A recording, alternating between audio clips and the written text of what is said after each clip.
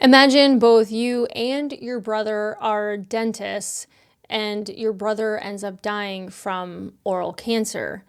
And then just over 3 years later, you talk to your dad on Thanksgiving, and then the day after, you find out that he had a major heart attack, was airlifted to a hospital, and dies shortly thereafter. That's some of the story of Dr. Parul on today's podcast, who really became an accidental specialist in grief.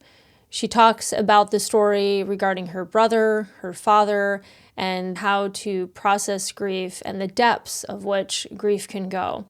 Grief doesn't just mean the passing of a loved one.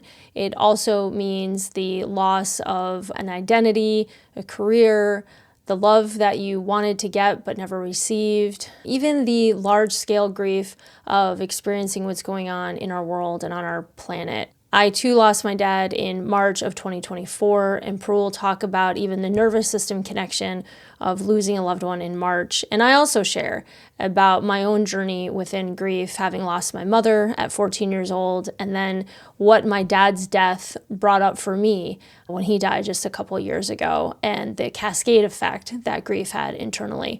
Parul also talks about finishing her brother's book because it wasn't finished because of his death. This is a very intense conversation, but also a whole lot of love and a whole lot of depth that you don't want to miss. And it's something that I'm so committed to with my leadership of women in dentistry to come forward and share their stories and share the behind the scenes experiences that we all have so that we can feel a little bit closer and definitely less alone. Welcome to the Real Talk of Dental. As I was sharing when we were getting started, I'm so excited for this conversation today. Obviously, the topic most people aren't excited to talk about, but I know that it is so valuable. And I'm really grateful that you're doing this kind of work, especially in dentistry. I don't think too many people are talking about it, if at all, aside from you and maybe another person or two. And I'm really an advocate for the space that you hold in dentistry when it comes to grief and the many forms of it and the many layers of it. And wanted to just share too my story. Like I said, I was going to kick it off and share a little bit about why I'm so passionate about this now and such an advocate for your work. And then the floor is yours. I want to hear so much about it and your story too. But like I was sharing, when I lost my dad in March of 2024, it had opened up a world of grief for me that I didn't even know was there. And having lost my mom at 14, so many years later, experiencing the loss of my dad, I didn't realize that I had brought up all this old grief that was there. And I remember laying on my couch after we had come back from his services and everything in New York, and I experienced what I thought was true heartbreak for the first time. And of course, I joke, oh, I'm heartbroken, in relationships and stuff like that. But this was something that I felt truly like in my chest, where it felt like just this physical, like I was shattered internally in the chest area. And it really scared me, to be honest, because I thought I wasn't going to recover from it. And I thought I was broken for good. And this was it. But then I also felt myself crying these tears, and I like to think I have a relationship with my tears a bit, and these tears felt very old to me, and it was just this intense like sobbing, and that just felt almost, I don't know, it felt very primal, this sense of sadness. And at one point I thought, I don't think these are all for him. And it felt like I was grieving something much greater. And I started to feel all this sadness around animals and how we treat animals and how we treat our planet and the injustices of the world. And then obviously, unresolved grief from the loss of my mom when I was young. And then my dad and I were also the closest when I was in my 20s. So I started having all these memories from that time. And then I started grieving my 20s. And I started grieving who I was then and the optimism that I had and the big, bold future that I was building for myself. And at 47, it felt like my 20s were a really, really long time ago. And then I also had this existential crisis of, oh my gosh, I'm closer to the finish line than I am the starting line now. And I mean, it just kind of spiraled into this sadness. And I joked that, my dad, I said, I've known the guy my whole life, and I thought he's the longest relationship I've ever had, obviously. And it made me realize, like, oh, there's an end to this. And it had me also face my own mortality. Like, I know that we all die, and I knew at some point he was going to die, but it became very, very real in that moment. And then grieving the idea of even dying became super intense for me. And I was sharing some of this with a friend of mine who's a death doula. And I said, I don't think all this grief is for him. I feel like I'm grieving all these other things. And she said, yeah, you are. Like, that's the thing. And she introduced me to this book. And I was reading it, and it was very helpful for me because it talked about grief and how it's stored in the body.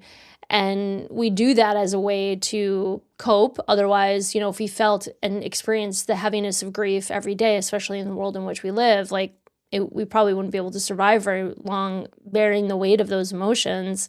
And sometimes something can come along and just doot, doot, tap on the door of all that stored grief and let it all out. So it made sense to me in that moment. And when I was really able to embrace the grief and start working through some of it and not be so afraid of it, I was able to move through it. But I'm sure, like, what you're going to talk about is it obviously still comes in waves and in the strangest of ways and times sometime, and also in relationships. Like, I can find myself yearning and craving for that connection with my father in other relationships in this strange way. And I'm like, why do I feel this way about this person? And then it's like, oh, I'm still grieving that feeling that I had with my dad at one point. So grief is such a complicated, beautiful, messy thing that has so many layers. And I don't think people talk about it enough, especially in the dental industry, because there's so much that as, providers, you're managing every day. So please tell me tell me how you got into this space and your relationship with grief today. My goodness. Well, first of all, thank you for having me on your podcast. I appreciate it. And for talking about this subject that it honestly is not, our profession as dentists in dental field is isolating to begin with. I'm a solo practitioner.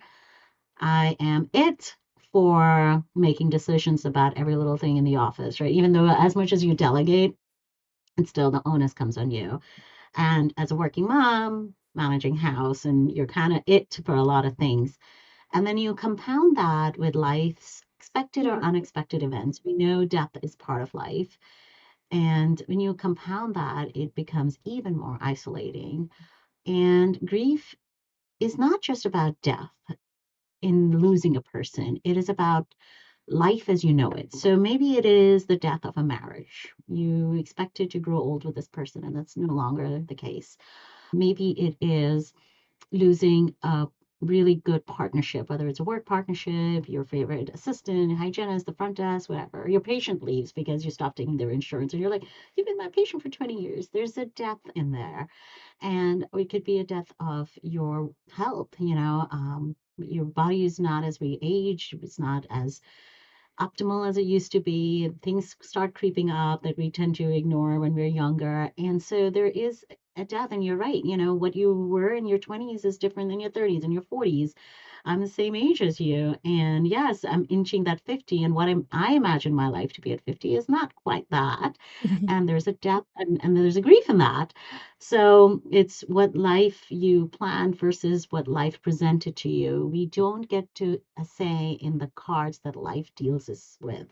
We just get a set number of cards. You may have aces and jacks. It's the game that you're playing, and it's sometimes redirecting and sitting at a different table where you might win with a better hand, the cards that you have. And that's kind of like really important as we go through this journey and understand that it's okay to pivot and turn. And whether it's with losing relationships, if people don't understand when you're grieving and they're not there to support you, that's one thing I always said when I went through my process, and I'll share why. But there were people that were family and friends who didn't support me as I needed the support. And I said, I made a conscious effort that if you do not support me in my sorrows, you do not get to be in my joys. That's just not it. Life comes with ups and downs, and so should be supported. So for me, grief was again a very far off topic. Yes, we know that death happens. We see it. My grandparents passed. I never visually saw their bodies. So, that process. Yes, grandparents are old. This is what's supposed to happen, and I visually did not actually see them, their bodies, and you have a disconnect. Like one day they're there, the one day they're not, and you're like, yeah, this is life. This is what's supposed to happen. But losing my younger and only sibling changed my whole narrative. So interestingly, you said you lost your dad in March of 24. I lost my brother in March of 2021 and my father in 2024. So when you said March 2024, I'm like, oh my God, both dates. Wow. So my brother was almost 7.5 years younger than me, and he followed into my footsteps into dentistry, and he died at the age of 34 due to oral cancer. Here's my field. I could not do enough to support him. He lived in a different country, lived in Canada, I live in the US, and I was not able to help him as a sister, as getting him an earlier biopsy, supporting him through the journey, helping my parents. So there is a lot of grieving in those sense that I failed as my roles of life as well as my profession. And I watched this man come into the world. I've changed his diapers. I've carried him. I've taught him how to walk, and I let him go out of this world, and I couldn't do anything to stop it. So there's a lot of grieving in that, and there are a lot, like you said, when you lose somebody, there are all these other emotions and attachments that you lose. And not only did I lose my younger brother, I also lost my identity. I went from having a sibling to being an only child. And so there are different emotions in that. There is anger, besides the guilt of not being able to save him or do much. Then there's this anger of like, you're supposed to help me in life, and you're supposed to give me more family and more happy occasions, and what do you mean it stopped? And then there's anger when you see other people getting it, and you're like, why was this taken away from me with no fault of my own? So there's a lot of all these different emotions that come along with it, but just not. And you're right, it comes in waves. It will be something that'll trigger me, maybe a song or a memory, and it comes in waves. And it's just letting your body know that yes, this is you grieving, and you need to acknowledge. You shouldn't suppress grief, because grief has a way of manifesting in your body. And I'm not sure which book you're talking about, but there's a book I've read, and it's called The Body Keeps Score. Mm. And it's how grief can, into depression, into high blood pressure, into anxiety, into all sorts of suicidal thoughts. And grief needs a way to let out, otherwise it builds up and it manifests in a different harmful way, substance abuse, or harmful other relationships. So it needs a healthy way. It needs to be acknowledged and seen and not shunned. So protecting your energy and saying no to things that don't bring you joy at that moment because you're experiencing grief should be allowed, and it's okay to say so. And then coming back to it, don't linger in the grief for too long. And then after losing my brother and the dynamics of the relationships of the family, I went to in 2024. Now, my brother was dying of cancer, and we knew he was going to die. It was, anticipatory grief, right? We knew that people who were long-term illnesses. But I talked to my dad on Thanksgiving Day in 2024 in November. And the next day, I finished work, and I get a call from my mom that, hey, your dad's in the hospital. He had a heart arrest. It was a cardiac arrest. His heart just stopped working, and he's on a ventilator, and he's declared brain dead. And you need to get on a flight. And Calgary, New York is not an easy flight. It's a 5.5 hour journey if you get a direct flight. And you need to get on a plane. And I spoke with the ICU team, and they said, this is it for your dad. He is gone, and he's brain dead even if he comes back, but you're coming here for a funeral, and be prepared for it. And so your body, with my brother, it was a little bit different. I knew his body was shutting down. I couldn't make it in time because of PCR testing, but I knew I was going in for a funeral. He was basically. And with my dad, it was deja vu again. I'm stepping on another flight, another funeral, another eulogy I have to do, another thing in the same funeral home. And it was mixed in with these emotions of like, dang it, Manu, my brother. Like, you're Mhm. supposed to be here. Who's going to share my family's little secrets, little nuances, inside jokes that, when dad did that, or share the family pictures and pull up images and memories. I didn't have him. And so my grief was mixed in anger at that point, and the realization that I'm going to have to do this one more time alone. And Mm. this time, have anyone with me. And that even though I'm not alone, I have family, but that core family and you losing it really changes the way you look at the world and what you hold dear. So, yes, grief comes in many forms and different levels, and it is sometimes compounded. But as empaths, as healthcare providers, we're constantly giving our own so much to our patients, our staff, our families, and that when we are grieving anything, it's just important to remember to pause and say, like, hey, I need help. And if you don't ask for help, no one else will help you.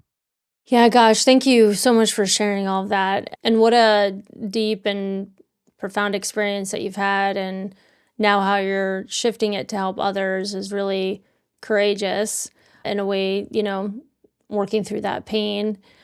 So, the book that I read was called The Wild Edge of Sorrow by Frances Weller. And that was a very profound book for me to read because it really points to a lot of what you're talking about as well, the different forms of grief. And I think it really increased my awareness on the things that I actually was grieving. Because sometimes for me, if I can find the words around the feelings that I'm having, it helps me make sense of things a little bit better. And so the different kinds of grief that they talk about in the book is everything we love, we will lose. And that covers the immediate personal losses like the death of a loved one, divorce, illness, or loss of a home. The second kind of grief is the places that did not receive love. And that was very profound for me because that addresses neglect, shame, the shadow parts of ourselves that were never nurtured, often carried as the secret mantle of shame. The third one is the sorrows of the world, and that's the collective grief for the destruction of the environment, the injustices, war, the suffering of other beings. And like I shared with you too, that was something that was really heavy for me that came up, where I felt this extreme overwhelm of tenderness and just such sadness, especially around how we treat animals and things like that, because I have such a connection to animals. And that felt very powerful for me. The fourth one was what we expected we did not receive. And that involves the grief of missing out on essential nurturing experiences such as unconditional love, safety, or mentorship during our upbringing. And then the fifth one is ancestral grief. So that acknowledges the transgenerational trauma, untold stories, and unresolved pain carried in our bodies from those that came before us. So I think too, with like the loss of my dad and then having lost my mom early in life, there was this, I think, pointing to, because I also grew up in a very challenging environment as a kid and it wasn't very nurturing. And then realizing, like, oh gosh, my parents came and went, and I never got from them what I really wanted as a kid. And now here I am, this adult, with no parents around, and where, like I was sharing with you earlier too, like something that was coming up for me was almost this desire to find that energy in other relationships. It wasn't like I was running around going like, "Dad, is that you?" Like not intentionally. Like, "Hey, anyone want to be my dad?" But it was like this yearning of, like, if somebody really accepted me for who I was and really wanted to nurture me and just say, "Hey, you're all right, kid," like that kind of attitude, I'd be like, "Oh my God, I love you. I want to be with you forever." Like it was just, and I'm married. I mean, I have a husband and everything, and our relationship is great, right? And it's not like I was looking outside our marriage, but it was more like this, like, who is this person? Like, I want to be closer. I want to know them more, And then I was like, oh my gosh, this is grief. And that also had to be pointed out to me. Like, that's forms of expression of grief, is trying to replace that feeling. So I think that's something that's so important to tease out and untangle too. And what you're saying is pointing to that feeling and seeing where it can start to show up in other areas. because, I know so many dentists, right? I've been coaching in dental for like 20 years, and there's so much grief in so many of the stories that I hear. And I think, like you're saying, it really speaks to that idea of what we expected and didn't receive, right? Because so many people go into dentistry with these certain expectations of lifestyle and workload and the fantasy and what it's all going to be like. And then the reality doesn't match the fantasy.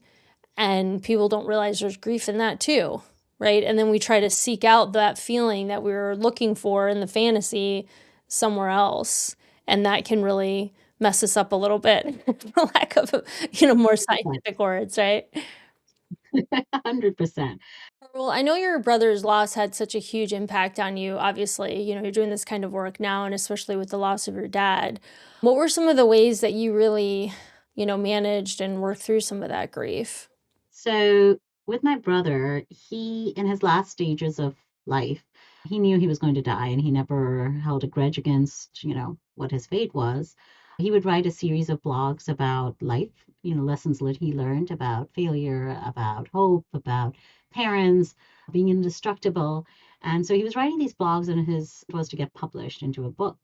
So I found a publisher and I told him keep writing, and he's like, he didn't want to be published at that time. Like he's like, I want to write more. So I said, keep doing it. And unfortunately, he passed quite suddenly. He went in and was gone within a weekend. And so I took all those writings and I helped finish that book, making it tangible, and I wrote the epilogue to it. So it created something tangible that my brother and I have together. The book's called Life Interrupted, Dr. Dua's Survival Guide. That's what he called it. And the world seemed the same, but he was not a part of it and his life being interrupted. So that was one of the healing things that I had, that now I have something with him since he wasn't married, didn't have kids and other stuff. And I've written other chapters in books. I was writing a chapter about Manu in an anthology series called Stories of Family and Friends Lost. And while I was writing it, my dad passed. So I wrote about both the men in my life that I lost that were so instrumental in my life. And that entire book, the author dedicated, there are 15 of us who wrote it, but the entire book's dedicated to my dad because he passed on as I was writing. And to mark my dad's 1 year death anniversary, all the questions that I wish I'd asked him, I created a legacy journal. And I think writing is just that form of healing. I created a legacy journal with quotes and stuff and gave them on Amazon, of just a way to honor your legacy, for your loved one, and to document things that you may not get a chance to ever ask because you don't know when it's your turn. So, I love yeah. that. I love that legacy idea too, and that's beautiful. Yeah, that's a really great idea because I think we all take relationships for granted, and I'm glad that you're able to create something like that. The questions that you wish you asked, I can definitely relate to that too. So, yeah, that's awesome. That's a really beautiful way to memorialize your relationship with them too. Hey, I just want to pop in on today's episode and talk to you about this new GPT I wrote called Boundary Boss GPT. And it's for those moments where you've said yes to something and immediately felt that pit in your stomach, or maybe you've now written 5 drafts of an email because you're trying not to sound mean, even though you're exhausted and you swear you've said this thing so many times to the same person, or you're kind of sick and tired of staying late, taking it on, smoothing things over, and wonder why you're the one that's always burning out. A lot of the conversations that I have on this podcast, we often hear about people hitting these walls of burnout and oftentimes not even knowing what to say. So that's why I built Boundary Boss GPT. It's kind of like having me in your pocket when you're about to respond to a text, email, or team issue, and you just don't know what to say because your people-pleasing brain is completely hijacking you. This is going to help you have clarity, confidence, and self-respect without the guilt, over-explaining, or the drama. Go ahead and grab it in the show notes below. It's totally free, and you're going to love it. Okay, now back to this awesome conversation. When you experience trauma or grief, is also important. Like you said, you lost your mom really early on. I mean, as a teenage daughter, you want your mom. There is certain life I guess the word I'm looking for is like milestones that you want your mom. You want your mom at your wedding. You want your mom for prom. You want your mom for all the little things and boy talk, whatever it is, the little makeup and go shopping, anything. The little monuments, milestones where you really, really miss. And so I think when you lose somebody early on in life, the body, your mind is probably not ready to understand that trauma and kind of pushes it away. Your body knows, your brain knows how to protect itself, and it will store the trauma and it will come back in some other form later on when it's ready to understand. And, with you losing your dad, now it made it more permanent. Like, oh yeah, I lost my mom. I did have another parent, and you grew up, and then losing your parents, like losing your sense of safety almost, because that's it, tag, you're in, and losing this protection or safety blanket or something that kept you. And you're right, they're not there for you to ask any more questions. You can't ask them for help. You had a tough day and you just want to hear their voice, and you don't have that choice. And it's hard. Every day can be a challenge. I used to talk to my dad every day after work and be able to talk about business or and work stuff. I used to talk to my brother about dentistry, things that bound us, even though we were so far apart. And then you just miss, and I kind of just talk to myself now alone in the car and hoping that they're listening. And it's recognizing their answers in the way life then unfolds. Like things will happen. I'm like, oh, my brother would have liked that, or something will play on the song, and I'm like, that's his way of answering back. There are different beliefs in it, and that's how I choose to help myself get through the trauma. That yes, they're still listening, that their energy is still around me, that even though I physically can't see them, we're limited with our five senses, right? So it is how you choose to cope with your trauma and with the grief. I choose to believe that they're around. But in dentistry, like I mentioned, that it's not often talked about. Grieving comes, you're right. What social media or what we were told the stories of, yeah, you're a dentist, you're going to have a yacht, and you're going to, go only work for 4 days a week, and then you're going to be swimming in money. It's not quite the story. It's hard work. It's backbreaking work. And there's trauma in that. And sometimes it's like, oh, you've invested all this time and money into this profession, and to step away from it, what would you be? And you losing your identity, right? So this is why I talk about this, because in grief, one of the important things is, and I'm sure you might have felt this way, is to be seen, validated, and heard. Like, yes, you're going through this. Yes, it's not abnormal, and these are valid feelings that you have. And yes, you need to be heard and acknowledged. Like, what you're going through is normal, and it's not end all be all. There is ways to help and manage it in a constructive way.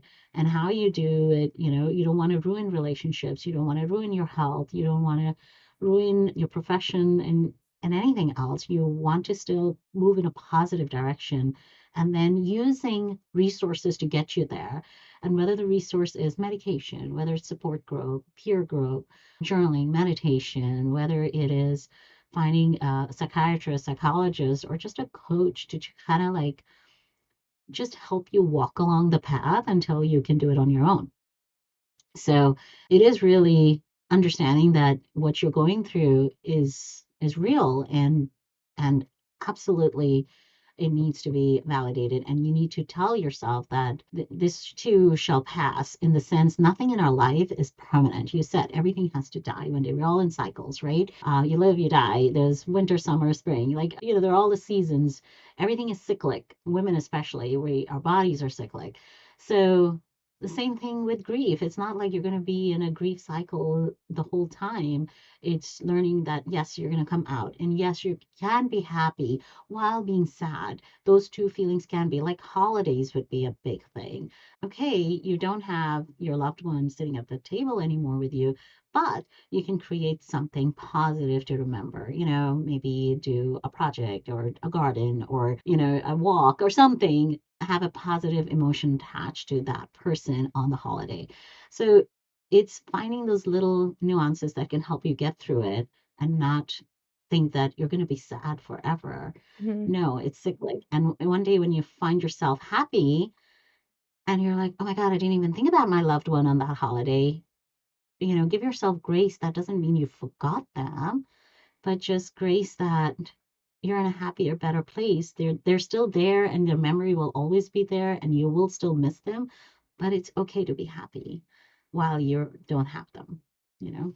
Yeah, for sure. Yeah, I really like that. And I like to the just even around the expectations, right, of career, life, marriages, relationships, your job. I don't think people give enough space to just process the grief from that or just acknowledge it. Like you're saying, you don't have to go down this, sad road for a very long time. But I think just acknowledging it, and especially in the world of dentistry where you see all the time now where people are selling their practices, right, to private equity, DSOs, maybe another dentist in town or something like that, where there's like those transition phases. And there's something that can be very celebratory about that, but then there's also grief with that too. And I think people feel funny, especially high achievers, right? Where they're like, oh, this was a successful thing to do. But then there's also this feeling of sadness and judgment and fear. And there's all these feelings that come up and they feel very conflicted by it and they don't want to talk about it. And I often will say, well, it's okay to grieve like the transition, right? The selling of the practice, like what you're going, you have to let go. I mean, you've been working on this for 20 to 30 years, building your career, and now you're letting this go. You're going to grieve it, right? You're going to grieve that transition. And our friend and colleague, Dr. Valerie Wu, like she talks a lot about this half nester thing that she's really getting into this year, which is she's got kids at home and she also has a daughter that's out in college, and that the transition between being a mom that has kids at home and gone, and what does that feel like? And then, the transition between, perimenopause and menopause and the changes there, for midlife women, like even that has been a grief experience for me. Like you were saying with our bodies changing, it's like just when you think you're getting to a good spot, the body's like, nope, we're going to do this now. And you're No. like, all right, I give up, that truly the embracing the impermanence of everything. So we're constantly in that space of transition, I feel like, Mhm. nothing stays the same. And to allow ourselves just that moment of time and just say, oh man, whew, I got to let this go. And even office managers, I've been speaking with an office manager recently where they had a transition in their practice. And, she thought she was going to retire with this doctor. And he made a big move. And here she is late in life towards the end of her career. And she's being put in this situation that she never thought she'd be in after putting in over 30 years, dedicated to this business and practice. And, I said, hey, do you think you might be grieving this change? And she said, Yeah. oh my gosh, yes, I am. This is not how I thought I'd spend my last 5 years at the practice. And I think it's valuable for folks like you and I to be familiar with this stuff so we can just be there with them and hold space, as they say, or just acknowledge it, like you're saying. We don't have to solve the problem, but just Yeah. give them the space to grieve. Yeah, it is for you to find the solution. It's just finding the right people to get you to that solution. Yeah. And change is the only constant in life. We're always changing. Like I mentioned, we're in cycles and we're in different seasons of life. And if you're not changing and evolving and moving along, you're dead. Okay, so be grateful for the changes, the good or bad. Other people will be grieving you if you're not changing. Yeah. So embrace the changes. Change always, comes with a good and a bad, but embrace the changes. It's part of life, and otherwise we become stagnant and things. And here's the thing about grieving and sadness is I'm looking for a coin. I don't have any coins here, but joy and sadness are two things, two sides to one coin. If you don't know what sadness is, you don't know what joy really is because Mm. then you're always in your constant. That's your equivalent. That's where you stay at constantly. So if you don't go down for a dip, you don't know what happiness is like. And so it's kind of important to, yes, you're a season of sadness and it's okay. It's just remembering not to stay in that stage anymore, that you need to come out of it and you need the resources to come out of it. And you're right, transitions, different transitions, work transitions, health transitions, marriage transitions, the person that you're married to, maybe they changed and they're no longer aligning. And it's not sometimes always like the word, the big fight. It's sometimes just you're two different people and they don't go on the same path anymore. And that's okay. Kids, when they are, self-reliant, and you should be happy that they're able to survive in the world on their own. And you've made these amazing human beings who are going to go change the world for the better.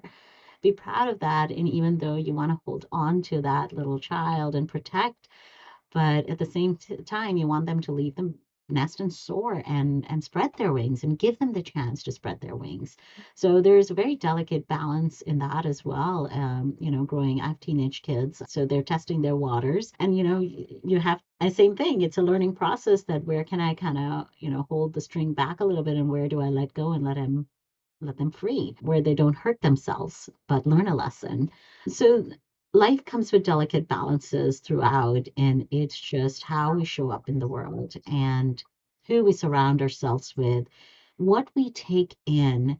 Like you mentioned, the grief of collective grief, right? If there is a hurricane happened, if there is a natural disaster that happened and you see the loss, you see the life loss, you see property loss and damage, and the overwhelm over the society, it's taxing on you. And sometimes it's in somewhere you're watching, but you cannot do anything, maybe a tsunami in a different part of the world.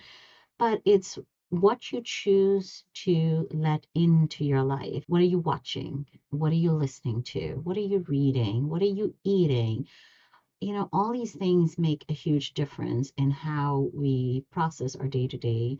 If there's an overwhelm of negative, we kind of have to like listen to a pleasant song or something that is more soothing, or read, a fun book, watch a comedy, like laugh it out, go for a walk, go for a run, go swim, move your body, do something that helps the happy chemicals and increases your endorphins. That when you find yourself really getting overwhelmed with whatever life's throwing at you, it's allowing yourself that space to breathe and say, okay, I need to step away. Otherwise you just get really submerged in it. Yeah, and I don't recommend people immersing themselves in work or something that's really intense, and only because that's what I did. So Mhm. I literally gave myself 1 week off, and that was to go back to New York and take care of my dad's funeral and all of the arrangements, drive back and hit the ground running. It was also, the timing was not great. We were moving into our home, and I started packing my first box, and that's when I got the call that my dad had passed. And originally it was going to take 2 weeks to move, but we jammed it all into under a week because we took that extra time to go back to New York. So it was wild because I was also moving out of this home right around. So that was another layer of grief, right? And I was in that home during COVID, and I was going through all these boxes when I was having my like cool, COVID identity crisis like we all had. And I was finding all these like cool books and things I was buying because I was reinventing myself that never came to fruition. And I was like, oh, COVID Brandy, I miss her. She was so free, because we all thought we were going to die and we're all in our homes and stuff. And so it was just COVID was such a wild time. And just even grieving that time, and I think people still are grieving the remnants of COVID and what that did on us collectively as a society, for sure. There's definitely pre-COVID and post-COVID from a societal and cultural perspective. And so it's like we keep saying, giving attention to that. But then, yeah, I came back and I just dove right into work because I just wanted something to focus on. And I had so much fear and scarcity internally. And because it's like, oh, well, if he can leave, so can everything else. And I just had this endless fear inside of me that I hadn't really identified yet. And that was driving me to just dive so much into my work. And like circling back to the beginning of the conversation with The Body Keeps the Score, which I feel like every one of us has that book. Probably 1% of us has actually read the entire thing. It's such a big book, but I know everybody knows about it.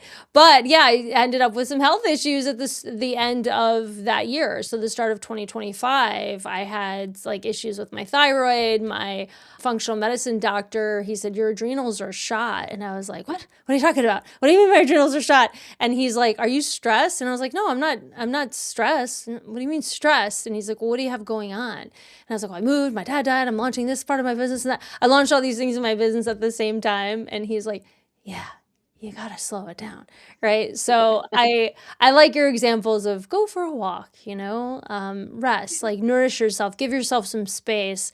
And all of us, I'm sure if anyone's listening to this podcast, their chances are they suffer with a tinge of the workaholism, the ism there. So there's a good chance that we think diving into work is a great coping strategy. However, the body and the spirit cannot take that for an extended period of time, and something will cause you to halt and put the brakes on. So that was my big wake-up call at the start of 2025, was when I had a growth on the side of my neck, the size of a softball. So I really had to take a look and say, all right, time to practice what you preach, sister, and slow the train down. So don't dive into work. Yeah. That's my only recommendation. 100%. No, it's true. Yeah, we try to hide ourselves in our work and we overwork, and that's one of the symptoms of not properly grieving it. You're hurting yourself. Yeah. Yeah, the distractions. Well, Parul, thank you so much. I mean, this was awesome. I know I could talk to you about this for a really long time because it's something that is just such a powerful thing as we continue to peel back the layers, living our big, full life. I'm excited for people to find you. I'll have all your information in the show notes so people will be able to connect with you and learn about your services because, like you said, asking for help is so important. And I'm really grateful that you're doing this kind of coaching work now, too, in addition to, your clinical work. You're now offering grief services and coaching and workshops and CE credits and webinars and all kinds of stuff so people can learn more about this stuff and ease into the topic, even if people are a little uncomfortable about it. But you have so many resources for people to be able to get the support that they need in addition to, other things that they're doing. So I'm really grateful that people are going to be able to find you. And thank you so much for your time and all the work that you're doing in this space. Thank you. Thank you for having this conversation because it's very rarely talked about. So I really, really appreciate it. And yes, reach out if anybody needs support or if you think anybody would need it, because it's not a journey to be traveled alone. Just like in dentistry, we find coaches, we find people. You cannot practice dentistry alone. You have a team. And same thing with grief. It's not a journey to be traveled alone. Find the people who've walked the path and understand where you're coming from and be supported. Love it. Thank you so much. You just listened to the Real Talk of Dental. If it hit, if it stung, if it made you feel just a little more human, good. That's the point. This isn't about fixing practices, it's about healing people. And if you're brave enough to show up real in this industry, you're my kind of leader. Subscribe, call in, send your wildest workplace confession. And most importantly, don't clean up for anyone. The mess, that's where the magic lives. We'll see you again on the next episode.